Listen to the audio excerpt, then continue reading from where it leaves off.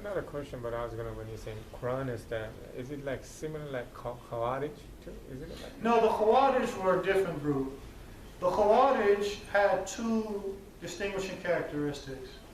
One was takfir al-Muslimin or takfir murtakib al-kaba'ir, declaring the one who fell into major sins to be a disbeliever. Alright? Declaring the one that fell into major sins to be a disbeliever. And the second major characteristic of them was revolting against the Muslim ruler. Alright? And so in this day and time, the reality is when you're dealing with the Khawaarij, they themselves fell short in referring their understanding of certain texts to the Sunnah as well. Like for instance, you have the statement of Allah Ta'ala, وَمَنْ لَمْ يَحْكُمْ بِمَا أَنزَلَ اللَّهُ فَأُولَٰئِكَ هُمُ الْكَافِرُونَ. Alright? Those who do not judge by what Allah has revealed, and they are the disbelievers. The Khawarij of today misunderstand this particular verse from two perspectives. One, it's important to understand why was the verse revealed. Was the verse revealed as it relates to leadership of a community? No. The verse was revealed as a result of the Jews in Medina who were not implementing the Torah. Now, for anybody that has studied the seerah of the Prophet ﷺ, we know that the Jews during the time of the Prophet ﷺ who were in Medina had no statesmanship. None. They had no statesmanship. So what you find the Khawarij doing, especially those today, they apply this particular verse only to the Muslim rulers, when the verse is applicable to all of us. That's the first thing. Alright? All of us in our own capacity are supposed to judge by the Book of Allah. All of us, as the Prophet ﷺ said in the hadith of Abdullah ibn Umar,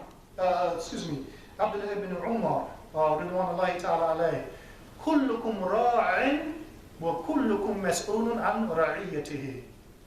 All of you all are shepherds, and all of you all will be questioned about your flock. Al-Imam ra'in wa mas'ulun an ra'iyatihi. The Imam, the leader, he is a shepherd and he'll be questioned about his flock. Al-Rajul ra'in ala ahlihi wa mas'ulun an ra'iyatihi.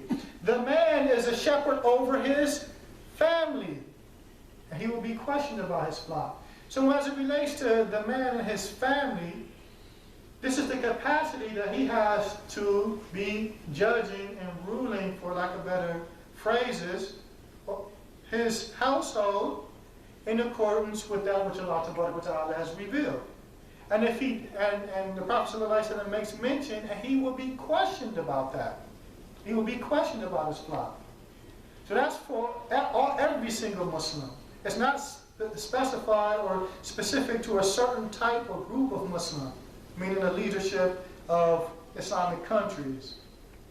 It would apply to the leadership of the local masjid, to the father in his household, to the man over his business, because Muslims, we're supposed to do business in accordance with the Sharia. One of the things that Allah Ta'ala has set boundaries in is business. And we're supposed to seek judgments from the book and the Sunnah as it relates to how we do business. The business owner is now considered liable, for lack of better expressions, to judge in accordance with the book and the Sunnah in that regard. So the verse applies to all of us. That's the first thing. Second, there's a fundamental misunderstanding as it relates to what is intended by kufr here, or disbelief. You have several statements of Ibn Abbas, who stated what is intended by kufr in this particular ayah is kufr duna kufr. What is intended by that, all of the Arab brothers here who speak Arabic, whose mother tongue is Arabic, knows exactly what that means. Right? It is not the kufr that expels one out of Islam, but it is considered minor kufr. Now, of course, there's a thin line between major and minor kufr in this particular mas'ala, this particular affair. However, to see someone merely judging by other than what Allah Ta'ala reveals is not a means for a person to declare him to be a disbeliever. In fact, even the takfir has conditions, right? And so even if a person was doing or falling into major disbelief, a person cannot automatically apply the ruling of disbelief upon that individual until the conditions are met, and that which will prevent the ruling from falling upon that individual are removed. Alright? So, from these two perspectives, this is how the verse is misunderstood. Alright? This is how the verse is misunderstood. And it's only because that simple methodology that we spoke about earlier. وَاعْتَصِمُوا بِحَبْلِ اللَّهِ جَمِيعًا وَلَا تَفَرَّقُوا. Cling to the rope of Allah altogether and do not be divided. The rope of Allah is the A'imma that gave several definitions. None of them contradict each other. Some said it was the Quran. Some said it was Islam. Some say it was the deen, cling to the deen of Allah, or cling to Tawheed, and thus forth and so on. As Sheikh Muhammad al-Imam, Hafidhullah, he gave a definition that encompassed all of these definitions, because none of the definitions contradict each other. They're all, some are more specific than others. But he stated, Hablullah huwa ittiba'u al-Qur'an al-Kareem wa sunnat al-mutahhara ala fahm al-salaf al-salih wal-i'tisam bihima aman min al-zaghi wal-dalal. He stated that the rope of Allah, it is following the noble Quran and the purified Sunnah upon the way of the first 3 generations of Muslims, the pious predecessors.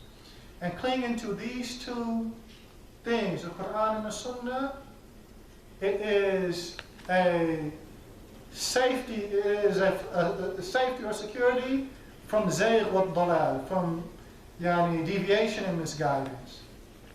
So understanding these textual sources, as we stated from the hadith al-iftiraq, Man kana ala ma ana alaihi al-yawm wa ashabi. Those who are upon what I and my companions are upon today. This verse and every single other verse of the Quran should be understood the way that the Prophet ﷺ taught it and the way that the companions, Ridwanullahi ta'ala alaihim, implemented it. Alright? So the Khawaarij, that's how they differ from the Quranists. Is that clear? Any other questions? And with that, subhanaka Allahumma wa bihamdik, ashhadu an la ilaha illa ant, astaghfiruka wa atubu ilayk.